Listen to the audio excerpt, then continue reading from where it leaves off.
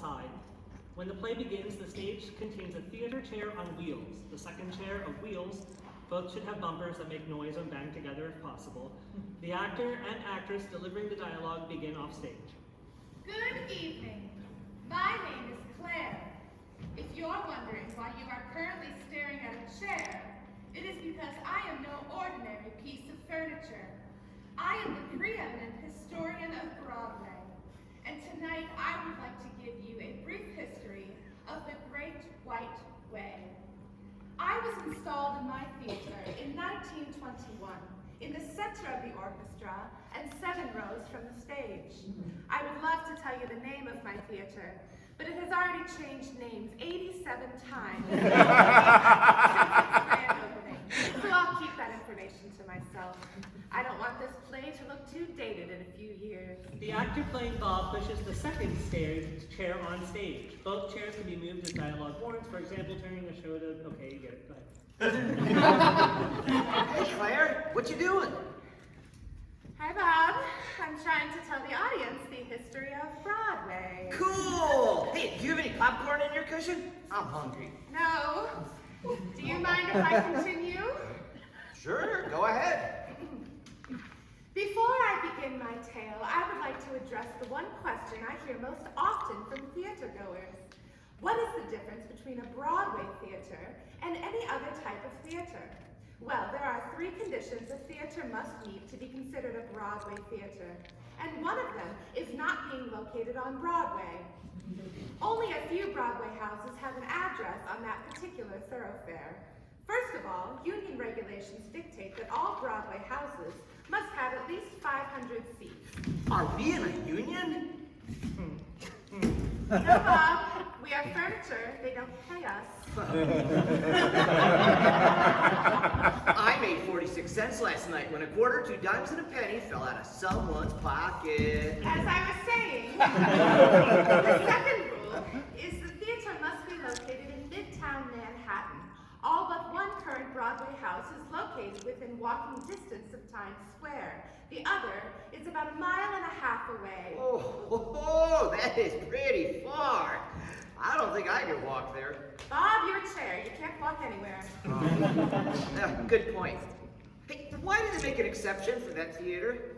I'm not quite sure. My guessing is naming a theater after a philanthropist cuts through a lot of red tape. The final criteria is being recognized by the Broadway League, which makes all shows at that venue eligible for the Tony Award. Oh, so if someone from the Broadway League walks by and says, "Hey, I recognize you, you're a Broadway theater," then you're good to go? No, that's not what I mean.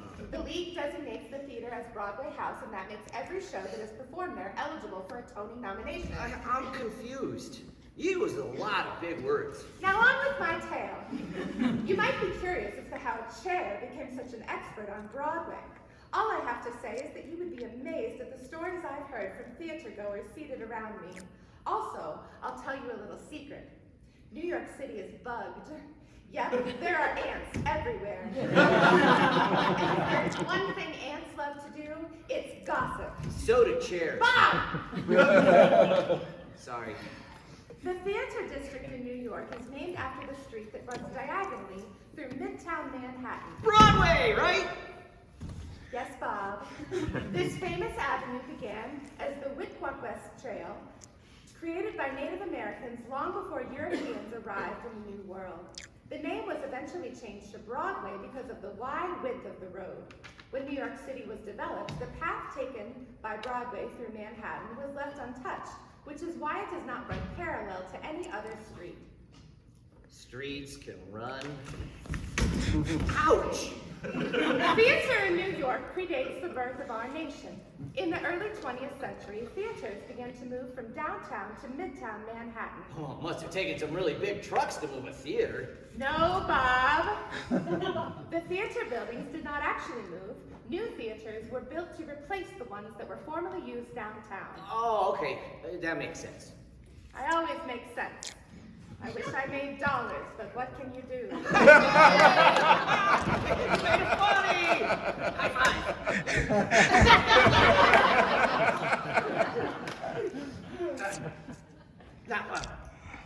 That's 1 for you and 10 for me. So no one actually moved any Broadway theaters, right? Well, not back then, but parts of theaters have been moved to preserve them.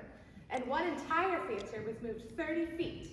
Well, what's the point of moving a theater over 30 feet? Actually, the Palace Theater was moved 30 feet up to the 2nd story to create retail space on the street level. People are silly. You're not wrong, Bob. Back to the story. I was installed in 1921, October 15th of that year to be exact. Many venues like ours were built in the theater boom of the 1920s. The Roaring Twenties was a magical time for theater, and for each performance, I had the best seat in the house. Men dressed in top hats and tails, along with women in flowing gowns, and they came to our theater night after night to see glamorous plays and musical reviews. Oh, they really look spiffy. Indeed they did. You mentioned ladies and gentlemen. What about non-binary and transgender individuals? Sadly, in the 1920s, they were about as welcome on Broadway as they are in Florida today. People are mean. You're not wrong, Bob. Thankfully, Broadway has changed. Today, non-binary and transgender performers sing every night on stages like ours.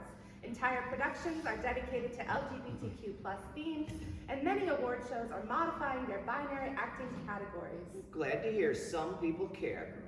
Anyway, on one special night, a production like no other premiered in our theater.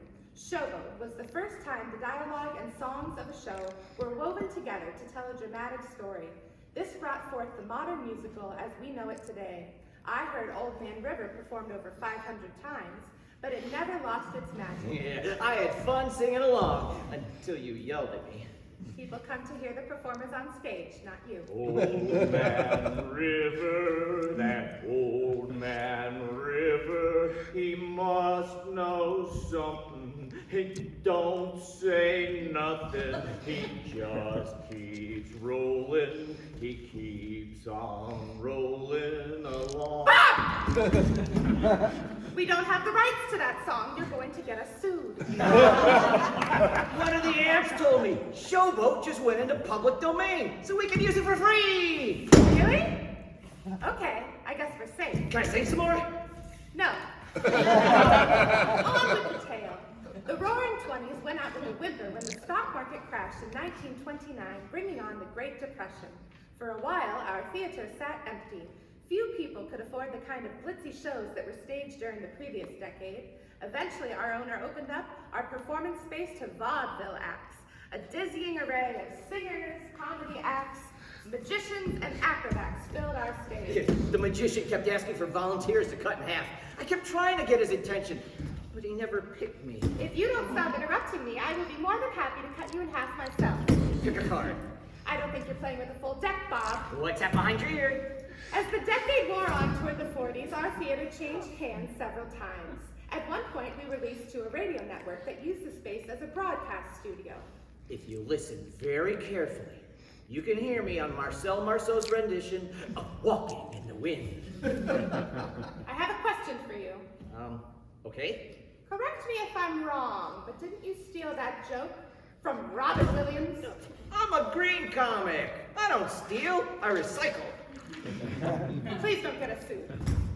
We'll call it a tribute to the great former Broadway star. I hope that works.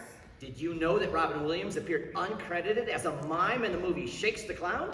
Is Shakes the Clown a Broadway show? Not yet, but give him time. You know how Broadway likes to turn movies into musicals.